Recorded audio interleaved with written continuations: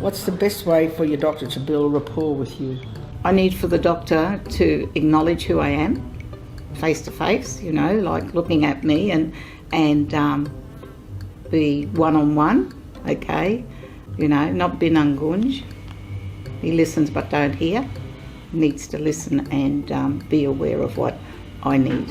I'd like to get a sense that they're, at that time and place, actually listening to me. They're not thinking about what's just happened or what they've got to do next. Because it's not always easy to explain the medical condition you're experiencing at that point in time, so it might take a little while. Not be impatient with me. Be normal. Yeah, exactly. Be normal, be open, be honest. Yeah. Don't be scared. Like, we are all people. We've all got the same blood. Don't be scared. That's it. Yeah. Yeah, I agree with you, mate. Keep it real.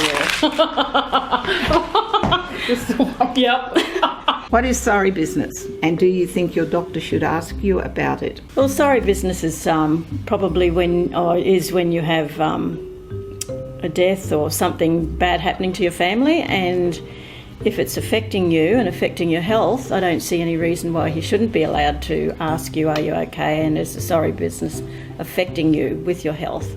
Sorry business in the community, it doesn't affect every community the same way, so know what it's like in your community. Understand that it might not be just that patient that doesn't come, it might be the next 5 days, and you know, like family, extended family of that patient. You know, it could be a 50% DNA rate. We've had sorry business where we've gone, okay, well, we know tomorrow's out, next day's out, and we're that's just the way it is. And our doctors now, they're accepting, they acknowledge, and yeah. I think if they acknowledge it, that's a big plus. I mean, asking, I probably wouldn't suggest a GP to ask our clients about sorry business, but definitely make them aware and definitely have that conversation with them, what it involves and like how it does affect everybody in the family and why it's taken so many people away from the clinic, because we see the families and their family members, but it takes a lot out of the community, for our work from community, if they're sorry business, because it's my auntie. Yeah, but you've got 6 other aunties. Yeah, but that's still my auntie, you know, or it's still my uncle, or like Murrays have big families, so it's just not like your mum and dad, like the ideal family apparently, and you know, a pigeon pair, but yeah. And don't judge. Yeah. Like when they do come back, don't, oh, well, you missed your last appointment or whatever it is. Like just, okay, this is what it is. I think if you're moving around, you're working in other places, always find it out. Like make it a mission to find out, because it's going to pop up. Do you find it embarrassing when talking about men and women's business with the doctor of the opposite sex?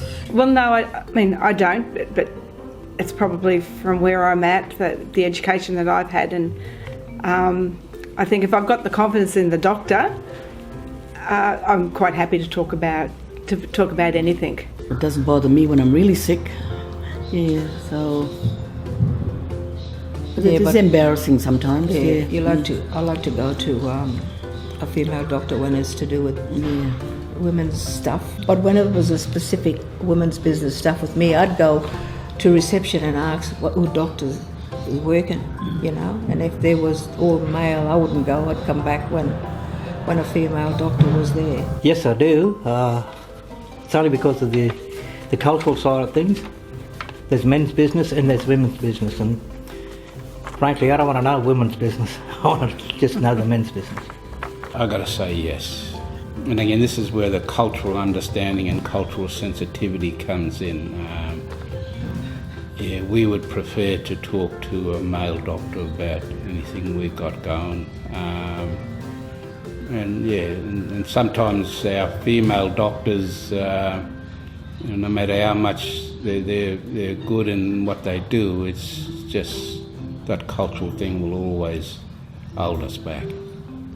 Yeah, I agree with what Eric said, and I'd feel uncomfortable if I had to talk about men's business with a female doctor.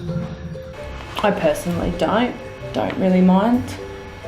I think a doctor knows both about men and women. So no, I don't feel uncomfortable. And I think depending on the client, Definitely, and what rapport you have with the doctor. definitely. So there are a lot of women that are really cultural. I don't, but that's just me. But I would find that the older generation, like our elders, may have an issue with it.